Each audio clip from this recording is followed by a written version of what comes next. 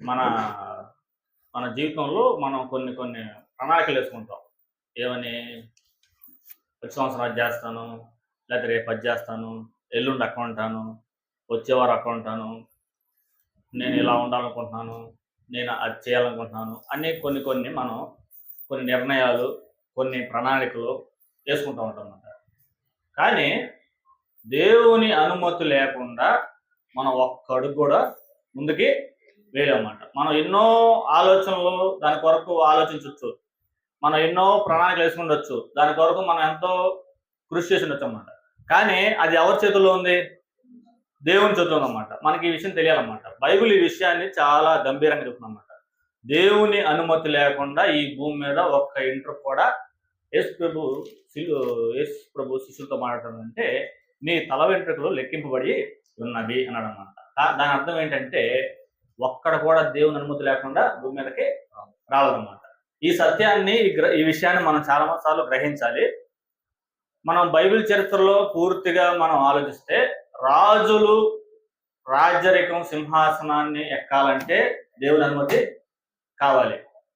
రాజులు యుద్ధం చేయాలంటే దేవుని అనుమతి కావాలన్నమాట. దావీదు అంత యుద్ధశూరుడైనా సరే, ఎవరి గొల్లియాతుని చంపి తలదీసుకుని రావడానికి గల అనుమతి ఎవరిచ్చారు? దేవుడు ఇచ్చాడన్నమాట. దేవుని అనుమతి లేకుండా ఏది అవదన్నమాట. ఇప్పుడు చూడండి, అప్పుడు దాకా రాజ్యంలో ఎవరున్నారు? సౌలు ఉన్నాడు అన్నమాట. సౌలు రాజ్య పరిపాలన చేస్తూ ఉన్నాడు. సౌలు భయభీతుడు. ఆ గొల్లియాతుని వాళ్ళు చూసినప్పుడు ఏమంటే భయపడ్డాడు అన్నమాట. ఎప్పుడైతే దావీదుకు అవకాశం ఎవరిచ్చారు? దేవుడే ఇచ్చాడన్నమాట. దేవుని అనుమతి లేకుండా ఒక చిన్నవాడైనా పెద్దవాడు కాలేడు, పెద్దవాడైనా చిన్నవాడు కాలేడన్నమాట. మన జీవితంలో కూడా ఈ పాఠం, ఈ భావం, ఈ ఆత్మీయత అనేది ప్రత్యేకమైనది. ఇది ఒక క్రైస్తవుడికి ఉండవలసిన గొప్ప లక్షణం అన్నమాట. మీరు ఏదైనా ప్రారంభించండి, మీరు ఏదైనా ఆలోచించండి, ఇందులో దేవుని అనుమతి ఉందా లేదా అని ఒకసారి ఆలోచించినట్టే మంచిగా ఉండదన్నమాట. నేను ఈ పాఠాన్ని ఒక 5 విషయాలు మీకు చెప్పాలనుకుంటున్నాను అన్నమాట.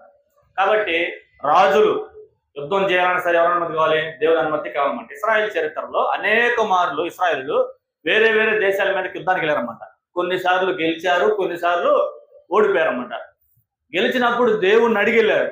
దావీదు జీవితంలో దావీదుకు ఉన్న ప్రత్యేకత ఏంటంటే, ఏ యుద్ధం చేయాలన్నా సరే ముందేం చేస్తాడైనా?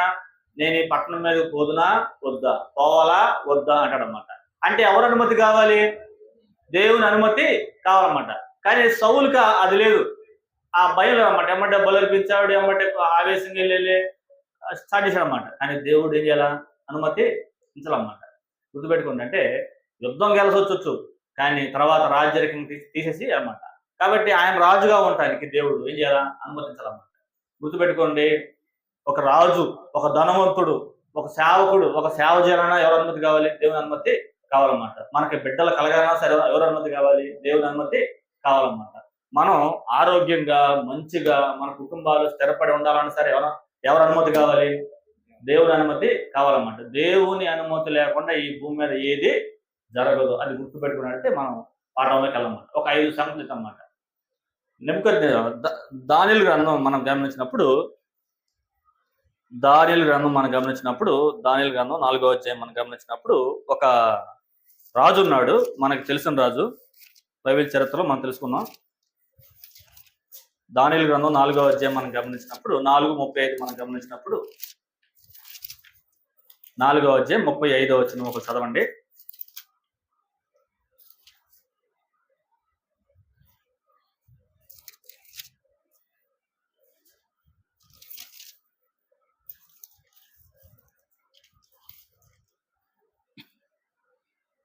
ఉమ్ 35 చదవండి. భూనివాసులందరూ ఆయన దృష్టికి ఎన్నికకు రానివారు.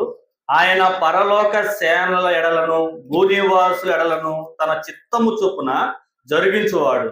ఆయన చెయ్యి పట్టుకొని నీవేమి చేయుచున్నావని ఆయనకు చెప్పుటకు ఎవడను సమర్థుడు కాడమాట. ఈయన బబులోను రాజు అయిన నెబుకద్నెజరు, మీకు తెలుసు కదా, అష్షూరీయులు పరిపాలించారు. అష్షూరీయులు తలదండ వచ్చింది ఎవరు? మాదియా పారసీక. వీళ్ళని యుద్ధం చేసి గెలిచి వచ్చింది ఎవరు? బబులోను రాజు అయిన నెబుకద్నెజరు అన్నమాట. ఈ నెబుకద్నెజర్కి రాజ్యాన్ని అనుగ్రహించింది ఎవరు? దేవుడు. కానీ ఒకరోజు ఆయన ఏమన్నాడంటే, నేను నా రాజధాని నగరు, నా బలం, నా సైన్యం అనే భావన వచ్చిందన్నమాట.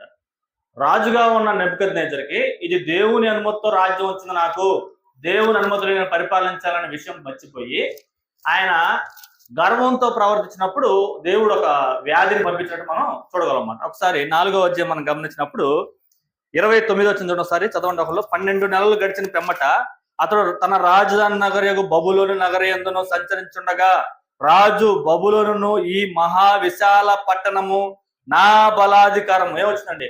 ఒకరోజు రాజు అయ్యాడనమాట. రాజు అయిన తర్వాత ఆ రాజధాని పట్టణం మొత్తం ఏం చేస్తున్నాడు, సంచరిస్తున్నాడు అనమాట. సంచరించి వెళ్తున్నప్పుడు ఒక రోజు ఏంటంటే బలాధికారమైన నా పట్టణం అన్నమాట. ఏమొచ్చింది, ఆ పట్టణాన్ని ఇచ్చింది ఎవరు? దేవుడు. గుర్తుపెట్టుకోండి, ఇక్కడ ఒక మన పాఠం, ఎవరు సీఎం అవ్వాలన్నా, ఎవరు ప్రధానమంత్రి అవ్వాలన్నా సరే ఎవరు అనుమతి ఉండాలి? దేవుని అనుమతి ఉండాలన్నమాట. దేవుని అనుమతి లేకుండా మనకేది జరగదన్నమాట. రాజు మహాబబులోని మహా విశాల పట్టణము నా బలాధికారము, నా ప్రభావ ఘనతను కనపరచుటగి నా రాజధాని నగరము నేను కట్టించినది కదా అని తనలో తాను అనుకున్నాను. రాజు నోట ఈ మాట వినగా ఆకాశంలో శబ్దం వచ్చును. ఏదనగా రాజుకు నెబుకద్నెజరు, ఇదే నీ ప్రకటన, నీ రాజ్యము నీ యొద్ద నుంచి తొలగిపోయాను, తమ యొద్ద నుండి మనుషులు నిన్ను తరిమెదరు, నీవు అడవి జంతువుల మధ్య నివాసము చేయొచ్చు, పశువులే గడ్డి మేసెదవు, సర్వోన్నతులకు దేవుడు మానవ రాజ్యంపై అధికారి అయ్యుండి తానెవనికి తాను అనుగ్రహించి నిశ్చయించిన వానికి అనుగ్రహించి తెలుసుకున్నటకు అన్నమాట. అంటే నెబుకద్నెజరు జీవితంలో ఒక చేదు అనుభవం ఎదురైందన్నమాట. ఏంటంటే మాదియా పారసీక రాజ్యాన్ని ఓడించి బబులోను రాజు అయిన నెబుకద్నెజరు రాజయ్యాడు. రాజైన తర్వాత ఏమిటంటే విశాలమైన పట్టణం ఏంది, బబులోను. ఈ బబులోను పట్టణం విశాలమైంది, రాజధాని నగరం ఉంది. ఉన్నప్పుడు ఒకరోజు అనిపిస్తుంది అన్నమాట, నా రాజధాని నగరం, నా ప్రభావం, నా బలం నాది, నా వల్ల వచ్చింది అన్నమాట. ఎమ్మటే దేవుని ప్రకటన ఏంటి, రాజు నెబుకద్నెజరు మానవుల రాజ్యంపై దేవుడు అధికారి ఉండి తాను ఎవరికైతే ఇవ్వదలుచుకున్నాడో ఆయనకు మాత్రమే రాజ్యాన్ని ఇస్తాడన్నమాట. ఇప్పుడు ఈ అధ్యాయం మొత్తం మనం గమనించినప్పుడు నెబుకద్నెజరుకి ఎక్కడికి వెళ్ళాడు, అడవి జంతువులు వెళ్ళి గడ్డి మేశాడన్నమాట. గుర్తు పెట్టుకోండి, మనకి పాఠం ఏంటంటే దేవుని అనుమతి లేకుండా మన సొంత ప్రయత్నాలు చేసి మన వల్ల కలిగింది అనే భావన ఉన్నవాడికి ఏమొస్తుంది, శిక్ష వస్తుందన్నమాట.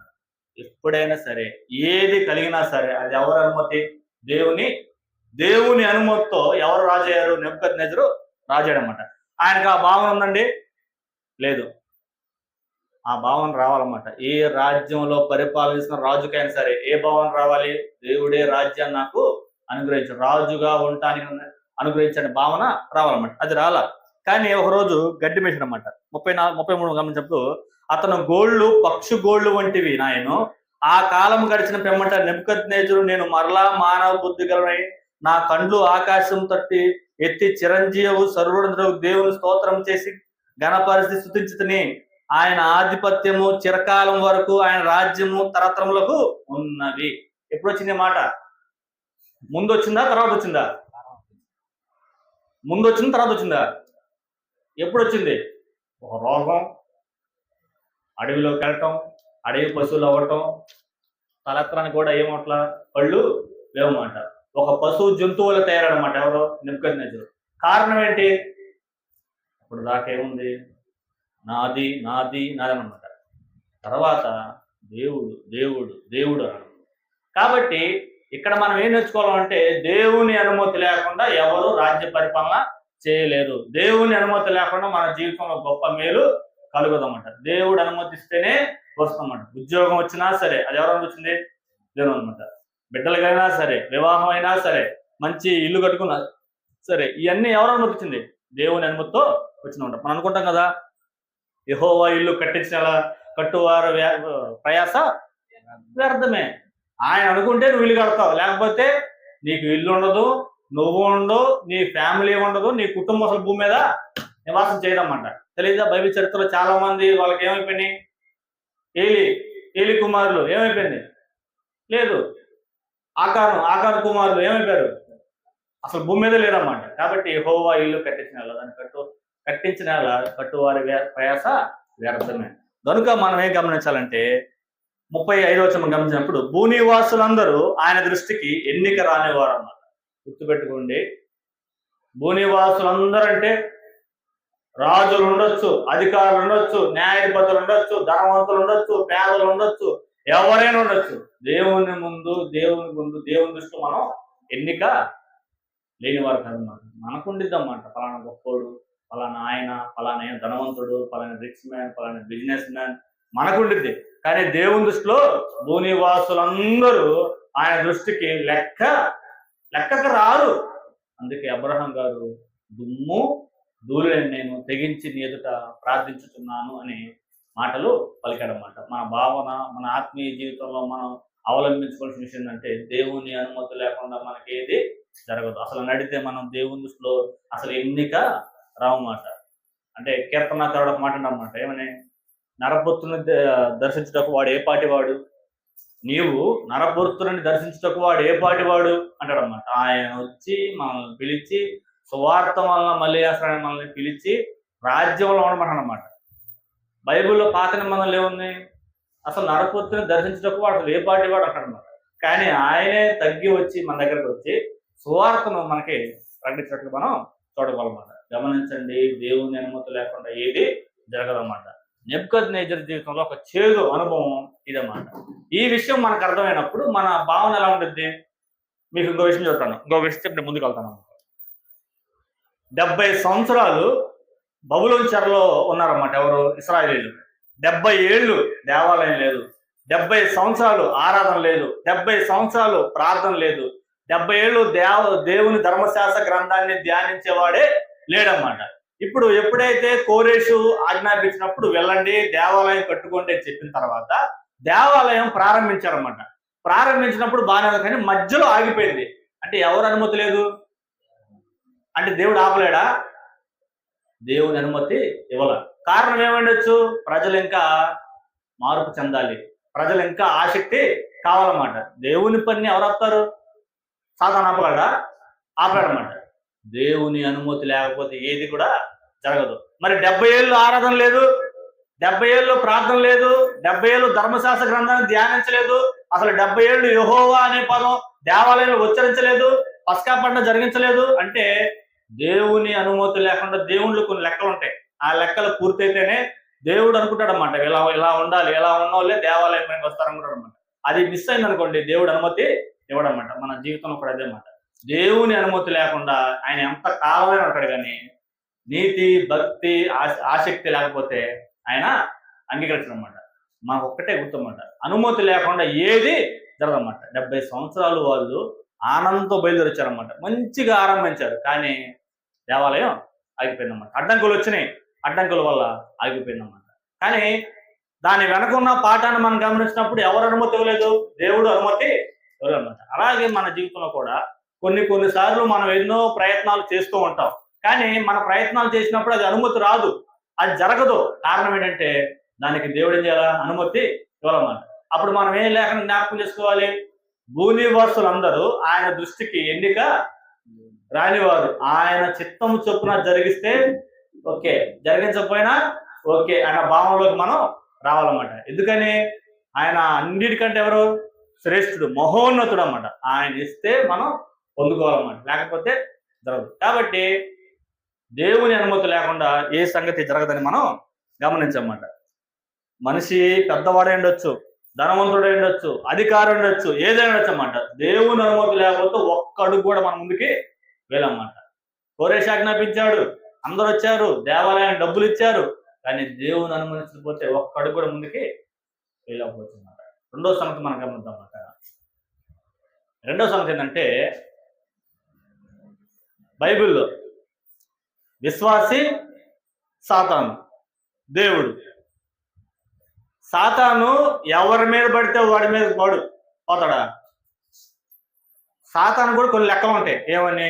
ఎవడైతే నిజాయితీ పొందుతాడో, ఎవడైతే మంచిగా ఉంటాడో, ఎవడైతే దేవుని యొక్క గుణాలను పెంచుకుంటాడో వాడి దగ్గరకు పోతాడన్నమాట. వాడు పోవాలి అంటే ఎవరు అనుమతి ఇవ్వాలి? ఎవరు అనుమతి ఇవ్వాలమ్మా? యోబు దగ్గరికి వెళ్ళాడన్నమాట. యోబు దగ్గరికి వెళ్ళక ముందు ఎవరి దగ్గరికి వెళ్ళాడు? అది. కాబట్టి సాతాను సర్వశక్తిమంతుడే, కానీ ఎవరు కాదు, సర్వశక్తిమంతుడు కాదన్నమాట. మనం చాలాసార్లు సాతాను భయపడతాం. మనం శోధించాలన్నా సరే ఎవరి వాళ్ళ అనుమతి, దేవుడు ఎవరన్నమాట. యోబు గారికి పిల్లలు పోయారు,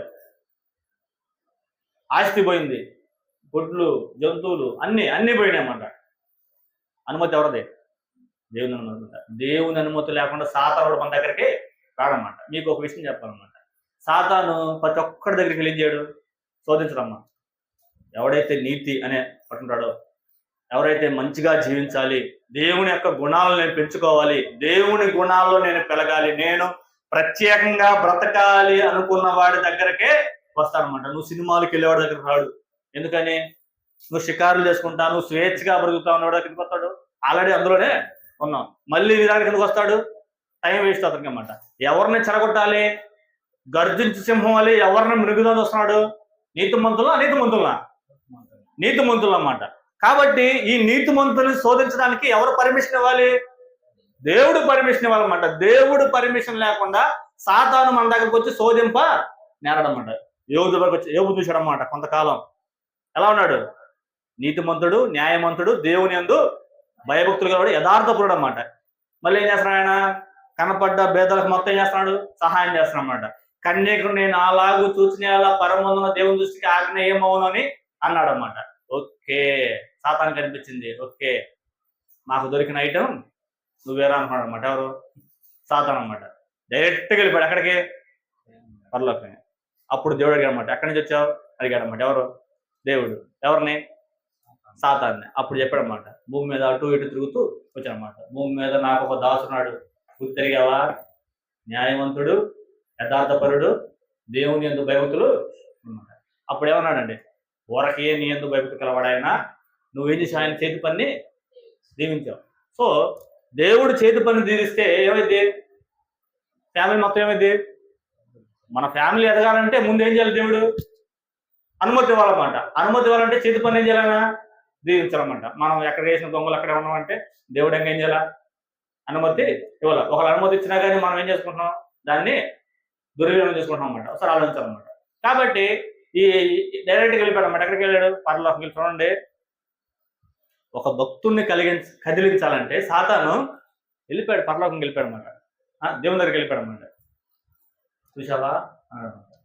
ఇప్పుడు ఏమవుతుంది? ఇప్పుడు ఫైట్ తిరిగిద్దాం.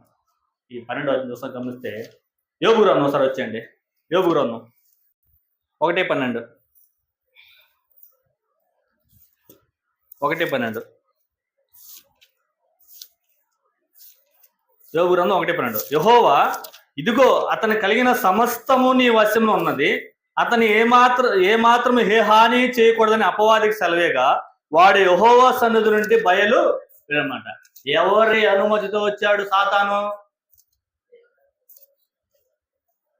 ఎవరి అనుమతితో వచ్చాడు? ఇతనికి ముందు సాతాను పడ్డాడమ్మా. యోబు సాతాను దృష్టి ఏమయ్యాడు ముందు? ఓకే, ఇతను ఏదో నీతిగా ఉంటున్నాడు, కాస్త నీతిగా ఉంటున్నాడు, కాస్త ఏదో భక్తిగా ఉంటున్నాడు, తన కుటుంబాన్ని అంటున్నాడు, ఏదో త్యాగం అంటున్నాడు, అది చేస్తున్నాడు, ఇది చేస్తున్నాడు, యథార్థంగా పడుతున్నాడు, ఇతను కదిలించాలనుకొని వెళ్ళిపోయాడమ్మా.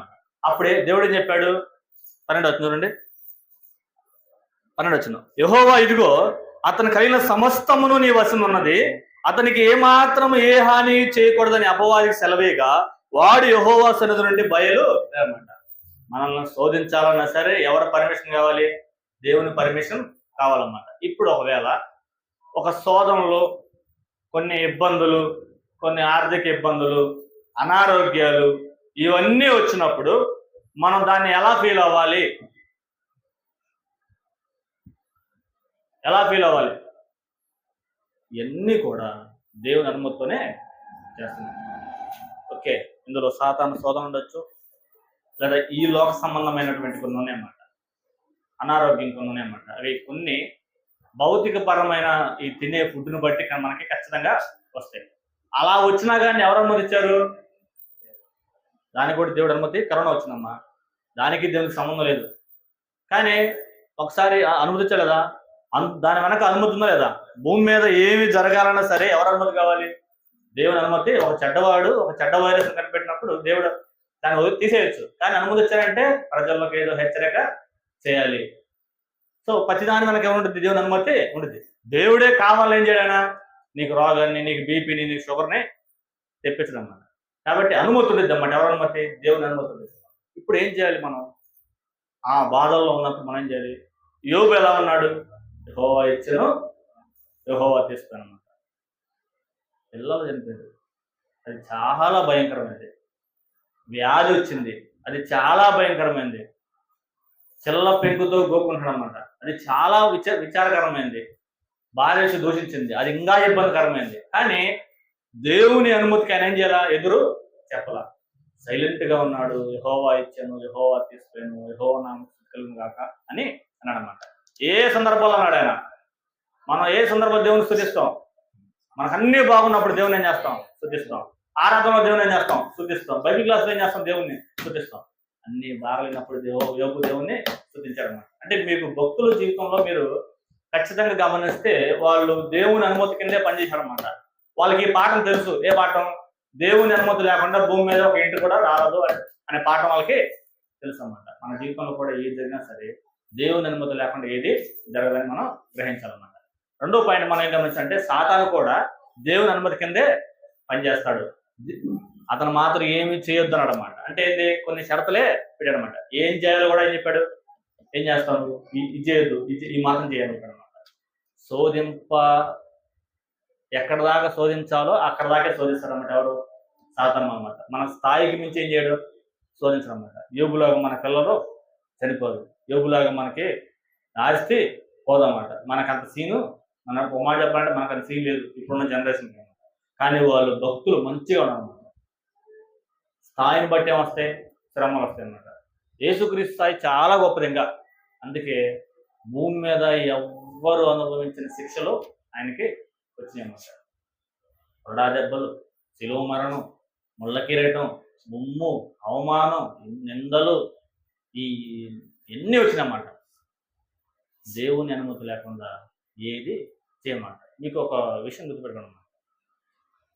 యేసుప్రభు జీవితంలో యేసుప్రభు బతికొండగానే మనిషి కుమారుడు మరణించి సమాధి చేయబడి తిరిగి లేక మీరు చూస్తారని యెరూషలేము వచ్చినప్పుడు చెప్తున్నాడు అన్నమాట.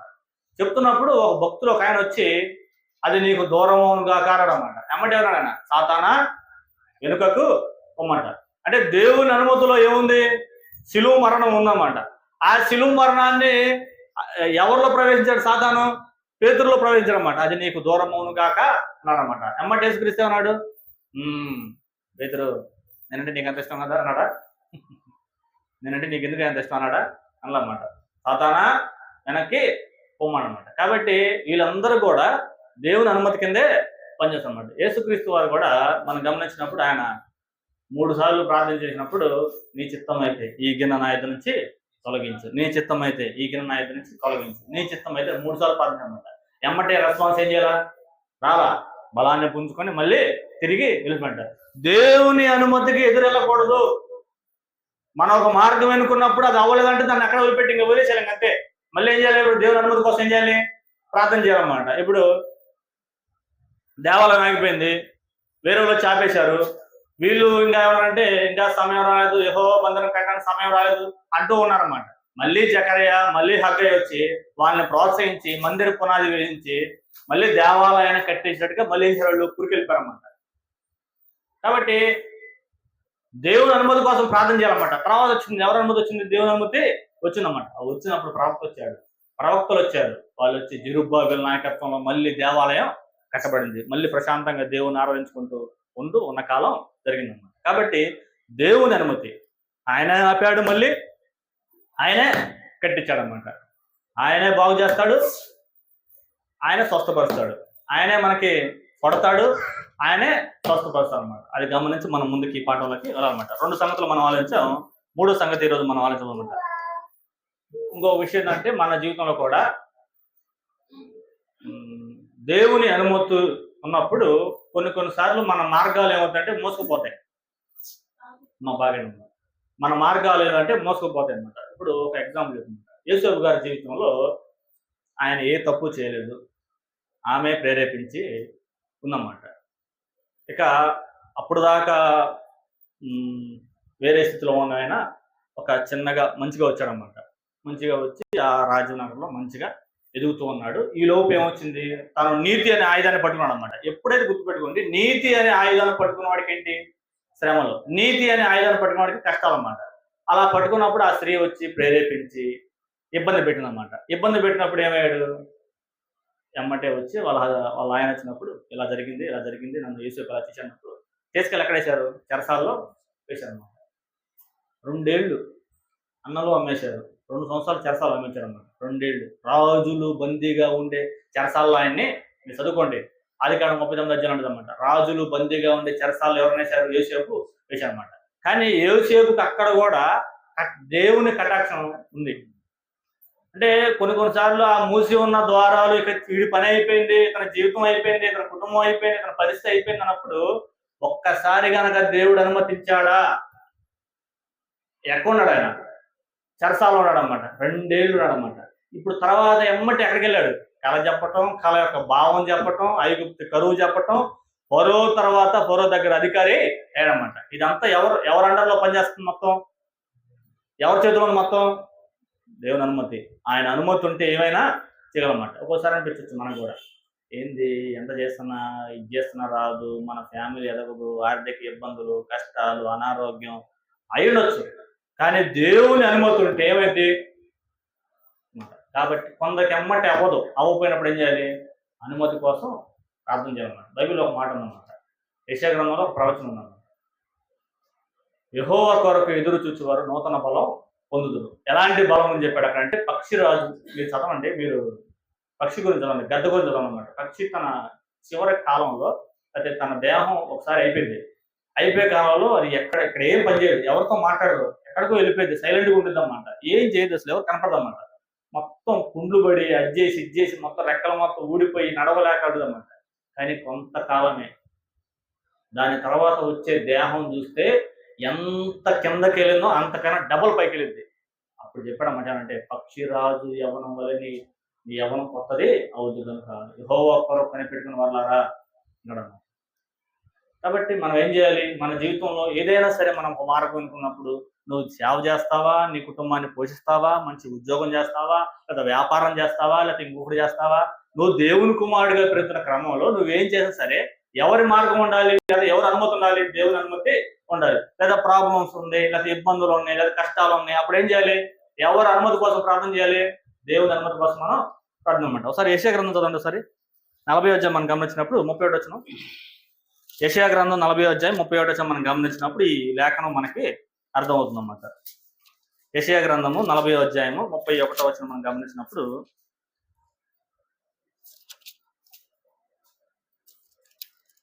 29 మనం గమనిస్తే, సొమ్మసిలిన వారిని బలమిచ్చేవాడు ఆయనే. కొన్నిసార్లు మన జీవితంలో సొమ్మసిలిపోతాం, తెలుసు కానీ సొమ్మసిలటం అంటే నిరాశ ఎదురవుద్ది, ఇబ్బందులు ఎదురవుతాయి, ఎవరు మనకి చెయ్యి అందించరు, చాలా ఇబ్బందిగా ఉంటుంది, మనకి ఎవరు లేరేమో అనిపించింది, మనకి ఎవరు లేరేమో, మనం అవసరంగా ఇలా ఉన్నాం అనిపించింది అన్నమాట. సొమ్మసిలిపోతాం అన్నమాట.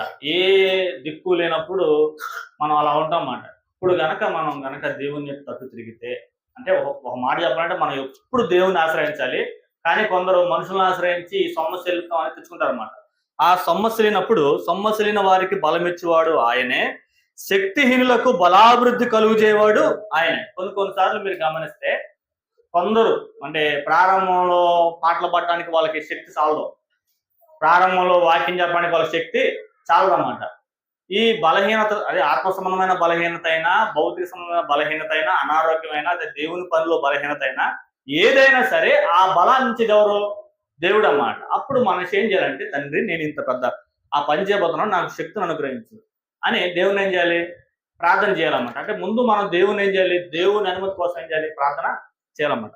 అదే చెప్పాడన్నమాట, సొమ్మసిలిన వారిని బలమిచ్చేవాడు ఆయనే, శక్తిహీనులకు బలాభివృద్ధి కలుగజేవాడు ఆయనే, యవనస్తులు తప్పక త్రొట్టిల్లుదురు, యెహోవా కొరకు ఎదురు చూచేవారు నూతన బలము పొందుదురు అన్నమాట. కాబట్టి మనం ఏం చేయాలంటే, యెహోవా కొరకు ఏం చేయాలి అన్నమాట, దేవుని కొరకు చూస్తే, అంటే ఏదైనా రిక్వెస్ట్ పెట్టాలన్నమాట, ఎవరిని, దేవుని అడగాలండి.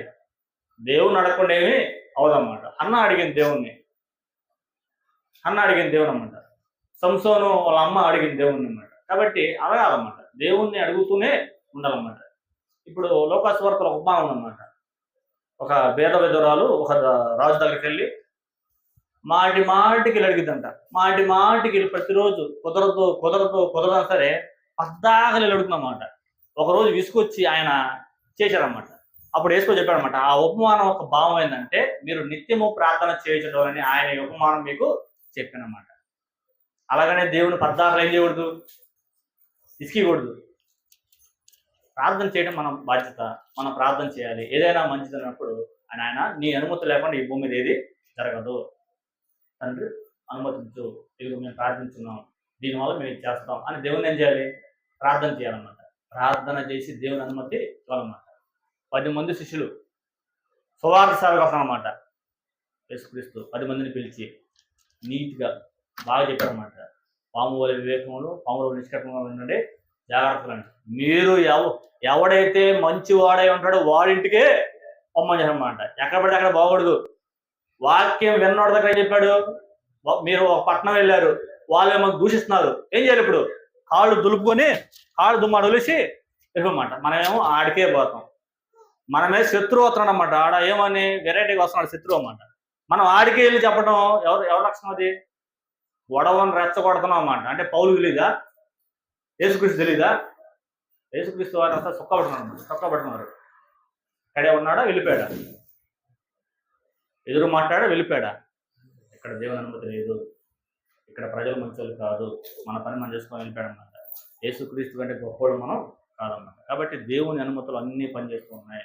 కాబట్టి దేవుని అనుమతిలో మూసిన ద్వారాలు ఏం చేస్తాయి, తెరవబడతాయి. మీరు ఇప్పుడే కాదు, మీ లైఫ్లో మర్చిపోకుండా మాట ఏంటంటే, మీకు ఎంత ఇబ్బంది వచ్చినా సరే, మీరు మరణ పడకలో ఉన్నా, ఆర్థికంగా లోతుకి వెళ్ళినా, ఏ స్థితిలో ఉన్నా సరే, ఆత్మీయ జీవితంలో వెనక్కి వెళ్ళిపోయినా సరే, ఒక్కసారి మీ బలహీనత బట్టి కాక దేవుని యొక్క శక్తిని బట్టి ప్రార్థిస్తే ఏం జరుగుద్ది, మూసిన ద్వారాలు తెరుచుకుంటాయన్నమాట. గుర్తుపెట్టుకోండి. దీనికి గొప్ప ఉదాహరణ ఎవరు, యేసు అన్నమాట. 2 సంవత్సరాలు చేర్చాలనిపించిన తర్వాత అక్కడికి వెళ్ళాడు, అధికారి అయ్యాడు అన్నమాట. కాబట్టి మన జీవితంలో కొన్ని అన్ని మోసపోతాయి. అది జరిగి మరణం జరిగి అది జరిగన్నమాట. ఏం కాదు, దేవుని కొరకు దేవుని అనుమతి కోసం మనం ప్రార్థన చేయాలి. అలా ప్రార్థన చేసినప్పుడు ఏంటంటే దేవుడి అనుమతి ఖచ్చితంగా ఇస్తారన్నమాట. ఇక 4వ సంగతి మనం గమనించినప్పుడు దేవుని అనుమతి లేకుండా ఏమీ జరగదన్నమాట. దేవుని అనుమతి లేకుండా మనం కొన్ని పనులు చేస్తామన్నమాట. ఇప్పుడు ఆదికాండం 11వ అధ్యాయంలో దేవుడు ఏం చెప్పాడు, మామూలుగా సహజంగా మీరు ఫలించి అభివృద్ధి పొంది విస్తరించి భూమిని నిందించడం చెప్పాడు అన్నమాట. దేవునికి అనుమతి లేకుండా వ్యతిరేకంగా ఏం చేయకూడదు, మనం వెళ్ళకూడదు అన్నమాట. మీరు ఫలించి విస్తరించి భూమిని మొత్తం ఏం చేయమన్నాడు. వీళ్ళేం చేస్తున్నారు 11వ అధ్యాయంలో, మనం అక్కడే పోకూడదు. బాబేలు అనే పెద్ద గోపురం కట్టుకుని ఆ గోపురం కింద మనం ఉన్నాం, మంచి పేరు సంపాదించుకున్నాం అన్నమాట. ఏమైంది, దేవుడు వేశాడు, భూమి అంతటా చేరిపోయారన్నమాట. అప్పుడు వచ్చాం మనం ఎక్కడికి, ఈ భారతదేశం. ఆ భూమి అంతటా అప్పుడే దేవుడు వేశాడు. ఆదికాండం 11వ అధ్యాయంలోనే మనం యూదులం కావు, ఎవరు కావన్నమాట, గ్రీకుల దేశం కాదు అన్నమాట. ఎవరు మనం అన్నజాలన్నమాట. ఆదికాండం 11వ అధ్యాయంలోనే వచ్చారు.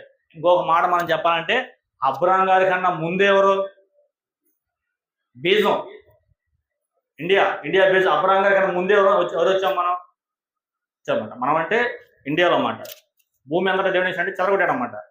ఆ చెదిరిపోయినప్పుడు వచ్చిన వాళ్ళే మనం అన్నమాట. మీరు ఎస్తేరు గ్రంథం, ఎజ్రా గ్రంథం గమనించినప్పుడు హిందూ దేశం అనే పదం ఉండేదన్నమాట. అప్పుడే దేవుడు చెదరగొట్టాడు అన్నమాట. జాతులుగా, జిల్లాలుగా, ఖండాలుగా దేశం విభాగించబడింది. అది చేసింది ఎవరు, దేవుడు అన్నమాట.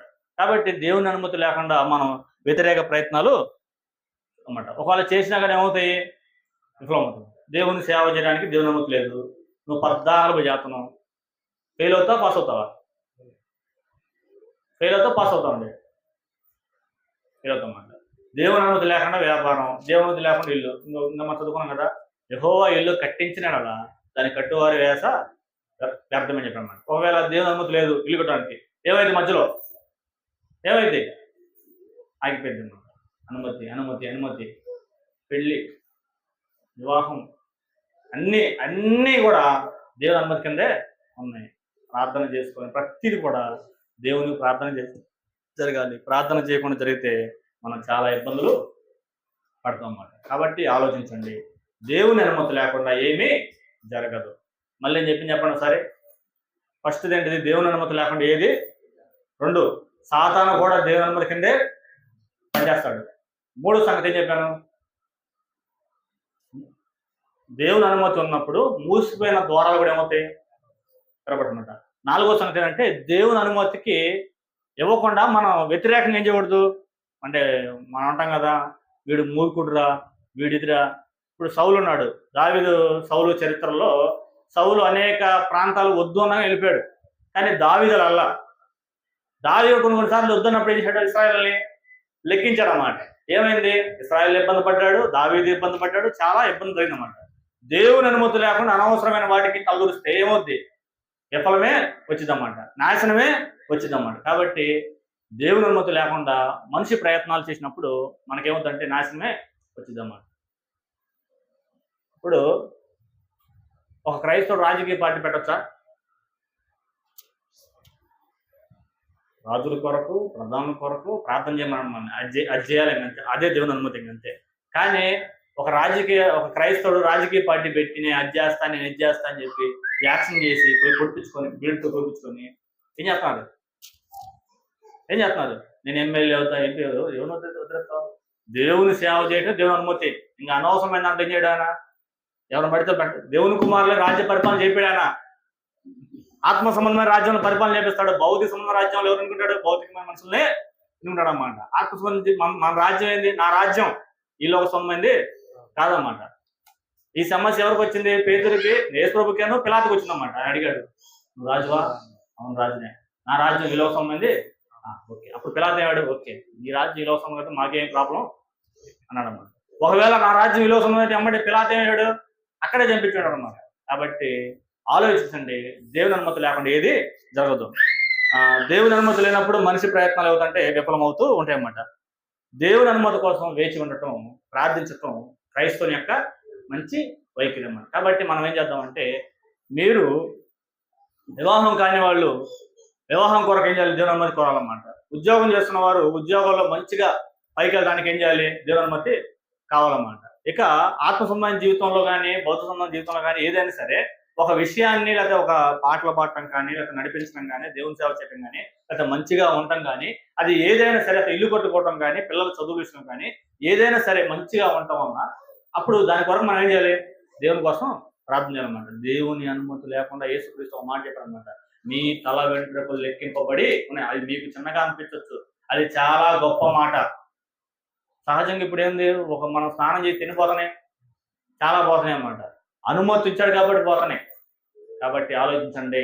అంటే ఒక మాట చెప్పాలంటే, ఆయన అనుమతి లేకుండా ఏది జరగదో దేవుని పనిలో, లేదా దేవుని చిత్తంలో అంత బలమైందన్నమాట. కాబట్టి ఆయన అనుమతి కింద మనం పనిచేద్దాం. ఒకవేళ దేవుడు అనుమతించకపోతే అనుమతి కోసం మనం ప్రార్థన చేద్దాం అన్నమాట. కాబట్టి మనం ఎన్ని చేసుకున్నా ఆగిపోయింది. ఒకవేళ దేవుని అనుమతి లేకపోతే ఆగిపోలా. 70 సంవత్సరాలు చెరసాల్లో ఉన్నారు. దేవాలయం చేయండి అమ్మటే బ్రేక్ అయిపోయిందన్నమాట. 2 వ్యక్తులు వేశారన్నమాట, మేము కడతా ఉన్నాను, మీరు వద్దు కట్టొద్దు, మేమే కట్టున్నాం అనమాట. వాళ్ళకి నసీం ఉండి వచ్చి దేవాలయాన్ని ఆపారు. మళ్ళీ ప్రార్థన లేదు, మళ్ళీ దేవాలయం లేదు, దేశం మాత్రమే ఉందన్నమాట. తర్వాత మళ్ళీ జెరుబ్బాబెలు నాయకత్వంలో మంచి దేవాలయం ఏర్పాటు జరిగిందన్నమాట. దేవుని అనుమతితోనే రాజ్యాలు మారుతూ ఉంటాయి, దేవుని అనుమతితోనే ఎమ్మెల్యేలు మారుతూ ఉంటారు, దేవుని అనుమతితోనే పార్టీలు మారుతూ ఉంటాయి. మనకి ఇవన్నీ కొత్తగా అనిపించవచ్చు, కొత్తగా ఏం కాదు, అది ఆయన అనుమతి. ఏంటంటే ఆయన వచ్చాడు అన్నమాట. ఆయన అనుమతి ఇచ్చాడన్నమాట. ఎవరు ఎదగాలన్నా, ఎవరు పడిపోవాలన్నా, ఎవరు అనుమతి కావాలి? దేవుని అనుమతి కావాలన్నమాట. ఆ ఉద్దేశంతో, ఆ భావంతో ఈ పాఠాన్ని మనం ఆలోచించాలి. ఇది మన ఆత్మ సంబంధమైన జీవితానికి కూడా మనం ప్రతిరోజు మనం అన్వయించుకుంటూ ఉండాలన్నమాట. కుటుంబంలో మరణం ఎవరు అనుమతి? దేవుని అనుమతి. కుటుంబంలో ఉద్యోగం ఎవరు అనుమతి? దేవుని అనుమతి. దేశంలో కరువు ఎవరు అనుమతి? దేవుని అనుమతి. అది ఏదైనా సరే దేవుని అనుమతి కింద మనం ఉండాలి. ఆయన అనుమతి కోసం మనం ప్రార్థన చేయాలి. దాని కొరకు మీరు ఆలోచించండి, ప్రార్థన చేయండి. మీ ఆత్మీయ జీవితాన్ని మెరుగుపరుచుకుంటూ, మన ఆత్మీయ జీవితాలు కట్టుకుంటూ మనం ముందుకి వెళ్ళాలన్నమాట. కాబట్టి ఒకటి మాత్రం చెప్పగలను, దేవుని అనుమతి లేకుండా మనుషులు ప్రయత్నాలు చేస్తే అవి విఫలమవుతాయి, అవి ఏమాత్రము ముందుకి వెళ్ళవు. అలా జరిగినవి చాలా చరిత్రలో ఉన్నాయన్నమాట. ఇప్పుడు ఏలి కుమారులు కానీ దేవుని చిత్తం ఒకటి, వీళ్ళు చేసేది ఒకటి అన్నమాట. చేస్తూ ఉన్నారు. ఒక రోజుకు మరణం వచ్చింది, వీళ్ళు లేరు, వాళ్ళ కుటుంబం కూడా లేదన్నమాట. ఎందుకంటే దేవుడు వాళ్ళని అనుమతించాల. మీరు దేవుని సేవకి పనికిరారని చెప్పేసి వెళ్ళిపోయాడనమాట.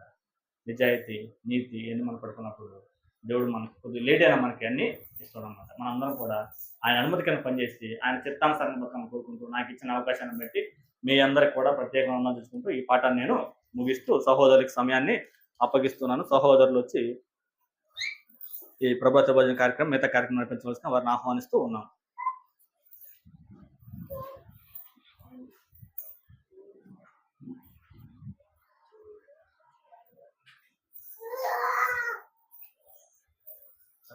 సోదరులు మనకి ఇప్పటివరకు మంచి సందేశాన్ని తెలియజేశారు.